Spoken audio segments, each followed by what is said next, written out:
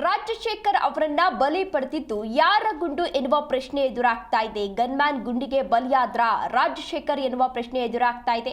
ಗುಂಡಿನ ಮೂಲ ಪತ್ತೆಗೆ ಪೊಲೀಸರಿಂದ ಈಗಾಗಲೇ ತನಿಖೆ ಶುರು ಮಾಡಿದ್ದಾರೆ. ರಾಜಶೇಖರ್ ಬಲಿ ಪಡೆದಿದ್ದು ಯಾರ ಗುಂಡು ಎನ್ನುವ ಪ್ರಶ್ನೆ ಎದುರಾಗ್ತಾ ಇದೆ.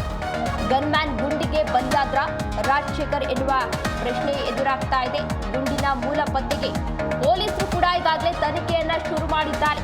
ಪೊಲೀಸರ ಗುಂಡ ಅಥವಾ ಖಾಸಗಿ ಗುಂಡ ಎನ್ನುವ ಪ್ರಶ್ನೆ ಎದುರಾಗ್ತಾ ಇದೆ. ಸಾಕಷ್ಟು ಆಯಾಮಗಳಲ್ಲಿ ಪೊಲೀಸರು ಕೂಡ ಈಗಾಗಲೇ ತನಿಖೆಯನ್ನ ಶುರು ಮಾಡಿದ್ದಾರೆ. ಅಂದ್ರೆ ಈ ಗಲಭೆ ಏನಾಗ್ತಾ ಇತ್ತು, ಬಳ್ಳಾರಿಯಲ್ಲಿ ಒಂದು ಬ್ಯಾನರ್ ವಿಚಾರಕ್ಕೆ ಸಂಬಂಧಪಟ್ಟಂತೆ ಗಲಾಟೆ ಏನಾಗ್ತಾ ಇತ್ತು, ಅಂತಹ ಸಂದರ್ಭದಲ್ಲಿ ಭರತ್ ರೆಡ್ಡಿ ಅವರ ಆಪ್ತ ಸತೀಶ್ ರೆಡ್ಡಿ ಅಂಗರಕ್ಷಕರು ಗಾಳಿಗೆ ಗುಂಡು ಹಾರಿಸಿದ್ರು. ಅದರ ಜೊತೆಗೆ ಪೊಲೀಸರು ಕೂಡ ಆಗಮಿಸಿದ್ರು. ಪೊಲೀಸರು ಕೂಡ ಈ ಜಗಳವನ್ನ ಹತೋಟಿಗೆ ತರಲು, ಕಂಟ್ರೋಲಿಗೆ ತರಲು ಅವರು ಕೂಡ ಗಾಳಿಗೆ ಗುಂಡು ಹಾರಿಸಿದ್ದಾರೆ. ಇಲ್ಲಿ ಮುಖ್ಯವಾಗಿ ಗಮನಿಸಬೇಕಾದಂತಹ ಅಂಶ ಏನು ಅಂತ ಅಂದ್ರೆ, ಈ ರಾಜಶೇಖರ್ ಏನಿದ್ದಾರೆ, 28 ವರ್ಷದ ಕೈ ಕಾರ್ಯಕರ್ತ ರಾಜಶೇಖರ್ ಏನಿದ್ದಾರೆ, ಅವರು ಯಾರ ಗುಂಡಿಗೆ ಬಲಿಯಾಗಿದ್ದಾರೆ ಎನ್ನುವ ಪ್ರಶ್ನೆ ಇದೇ ಸಂದರ್ಭದಲ್ಲಿ ಎದುರಾಗ್ತಾ ಇದೆ.